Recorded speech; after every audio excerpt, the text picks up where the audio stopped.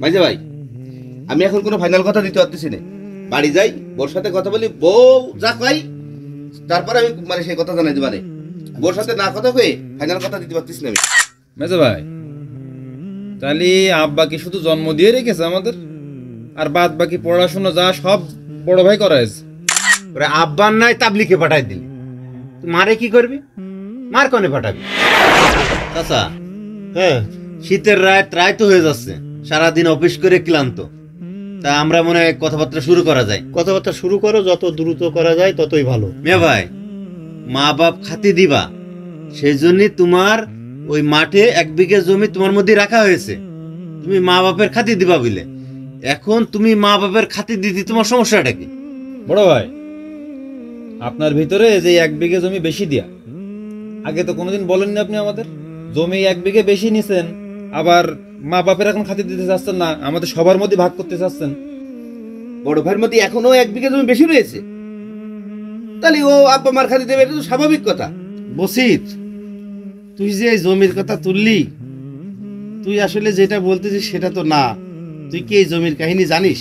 মেজে ভাই তো বলছে যে ওই 1 বিঘা জমি আপনার বেশি দিয়া আপনি আব্বা আমার খাওয়াবেন এই কারণে। তো এখন আবার কি বলতে চাচ্ছেন?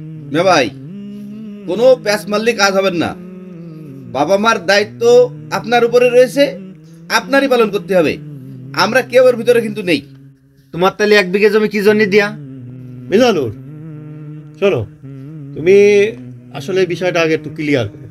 চাচা, হ্যাঁ বলো, তাহলে শোনেন এই জমির বিষয়টা বলি। বলো বলো। আমরা যে 4টে ভাই, হ্যাঁ, এরা 3টে ভাই লেখাপড়া করেছে। এদের লেখাপড়া করাতে যে পুরো দায়িত্ব পালন করেছি আমি। এদের লেখাপড়া সব খরচ আমি বহন করেছি। করতে যায় আমি পুরো নিঃস্ব।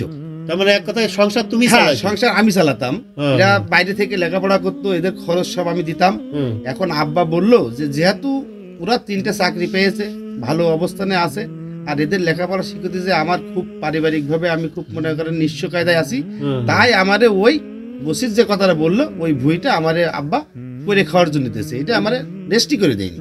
মাঝে ভাই, সব বড় ভাই করেছে, তাহলে আব্বা কি করেছে? এই যে আব্বা হাড় ভাঙা খাটুনি খেটে টাকা পয়সা পাঠাইছে শুনেছি, আর এখন বড় ভাই বলতেছে সব সে করেছে। মেজে ভাই, তাহলে আব্বা কি শুধু জন্ম দিয়ে রেখেছে আমাদের, আর বাদ বাকি পড়াশোনা যা সব বড় ভাই করাইছে? এই চুপ কর। এই বড় ভাইরা এরকমই বলে, সংসারে বড় ভাইরা বাপ হয়ে যায়, মানে বাপের ভূমিকা নিতে চায়। তোদের বড় অভিযোগ তো জমি নিয়ে, তোদের যেটা মনে হয় জমি নিয়ে সেটা কর, আমি মেনে নেব। কিন্তু আব্বা মার কি করবি সেইটা আগে বল। আব্বা মার আবার কি করতে হবে? ঠিক যেভাবেই চলতেছে ওইভাবেই চলবে। আমার কাছে আব্বার নিয়ে খুব ভালো একটা প্রস্তাব আছে। আব্বার 3 মাসের জন্য চিল্লায় পাঠিয়ে দেবো। সে চিল্লায় থাকবে 3 মাস, 90 দিন, পরে বাড়ি আসবে, 2 থেকে 3 দিন থাকবে, আবার আরেক চিল্লায় পাঠিয়ে দেবো 3 মাসের জন্য। তাহলে তো আমাদের ঝামেলা মিটে যাচ্ছে। সেজা ভাই, এটা বিরাট সুন্দর প্রস্তাব হয়েছে। এখন আব্বা আসলে মুরব্বী হয়েছে, আব্বা এখন সবসময় আল্লাহর নাম জপে বসে বসে দিনের কাজ করবে। এটা ভালো কথা। এই মসজিদে ঘুরবে আর সে মানুষের দাওয়াতি কাজ করবে। আব্বা ওই তাবলিগে যে ইবাদত বন্দেগী করে বেড়াক। ওরে আব্বার নাই তাবলিকে পাঠাই দিলি, মারে কি করবি? মার কনে পাঠাবি? তাহলে এক কাজ করলে হয় ভাই, আব্বা 3 মাস চিল্লায় থাকবে, আর আমাদের তো 2 বোন, তাহলে মার এই বোনের বাড়ি 1.5 মাস আর ওই বোনের বাড়ি 1.5 মাস, তাহলে 3 মাস হয়ে গেল। আব্বা যখন বাড়ি আসলো তখন মা বাড়ি আসলো, আবার আব্বা চিল্লায় চলে গেল, মা আবার ওই প্রথম বোনের বাড়ি আবার চলে যাবে 1.5 মাসের জন্য। এভাবে চলতে থাক। চাচা, আপনি শুনতেছেন কিছু? আপনি তো একেবারে চুপচাপ রয়েছেন, আপনি কিছু বলেন। তোমাকে কথাবার্তা শুনে তো আমি অবাক হয়ে যাচ্ছি। তোমরা বাপ মার প্রতি একটু এহসান করো। আল্লাহ বলেছে বাপ মা যখন মুরব্বী হয়ে যায়, বৃদ্ধ হয়ে যায়, সন্তানের কাছে তখন এহসান আশা করে, ভালো ব্যবহার, ভালো আচরণ, এগুলো আশা করে। কিন্তু তোমরা যে কথাবার্তা বলতেছো, মানুষই শুনলে কি বলবে?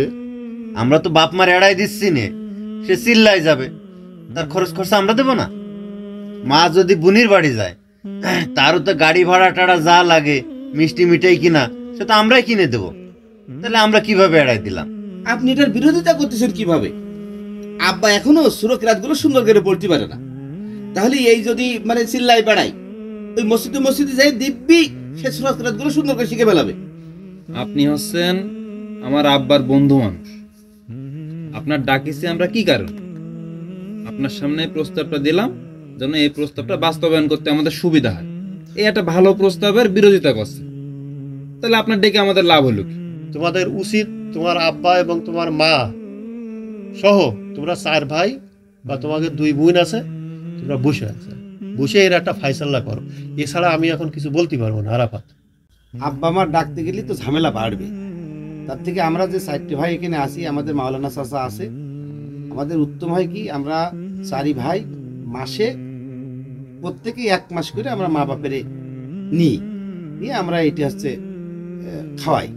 ওই আমাদের ঘাড়ে ফেলতে হবে বাজা ভাই, ওর ধান্দাটাই হচ্ছে যে আমাদের সবার ঘাড়ে বাপ মার চাপাই দিয়া, আমাদের উপর না চাপানো পর্যন্ত শান্তি হচ্ছে না।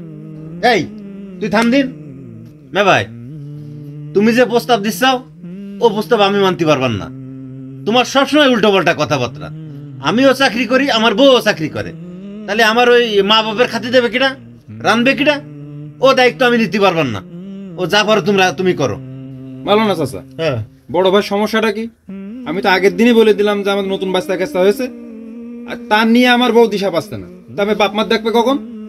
আমি তো ওসব করতে পারবো না, আগের দিনই বলে দিছি। আমি তো গতদিন বলেই দিছি বড় ভাই যে এই কাজের ভিতরে আমার বউও নেই, আমিও নেই। আবার 1 মাসের কথা বলতেছ কি জানি বড় ভাই? এরা তো একজন এক অজুহাত দিচ্ছে, একজন দিচ্ছে বউর অজুহাত, একজন দিচ্ছে সন্তানের অজুহাত। তা আমারও তো বউ আছে, সন্তান আছে, আমি কি করব? তোমাদের এই কথাবার্তা শুনে আমার এখন মনে পড়তেছে যে ওই যে কিছু মানুষ বলে যে ছেলে হওয়ার থেকে মেয়ে হওয়া অনেক ভালো।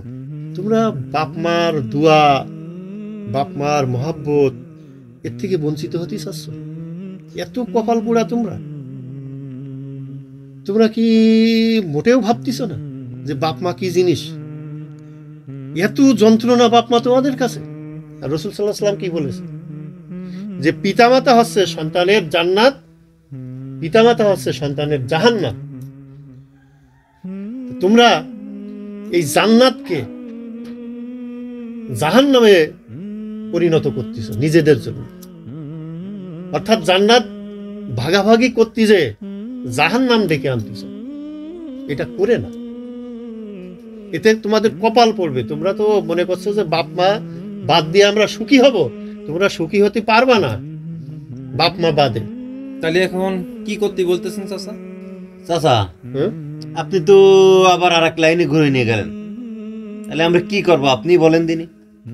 মাওলানা চাচা যে কথাগুলো বলতেছেন, এটা তো মনটা একেবারে নরম হয়ে যাচ্ছে, কিন্তু আমার বউ কি হবে না, আমি তো সেই চিন্তায় আছি। আমার প্রস্তাব হচ্ছে যে তোমরা 4 ভাই মিলে তোমার মা এবং বাপের জন্য আলাদা একটা অ্যাটাচড বাথরুম সহ ঘর তৈরি করে দিবা। একটা সুন্দর ঘর, রাজকীয় ঘর, যেখানে খুব আরামায়েশে থাকা যায়। তোমার বাপ মা কারোর বাড়ি যাবে না। প্রতিদিন যার বাড়ি ভালো রান্না হবে, ওই রান্না সবার আগে সে তোমার বাপ মার কাছে পৌঁছে দেবে।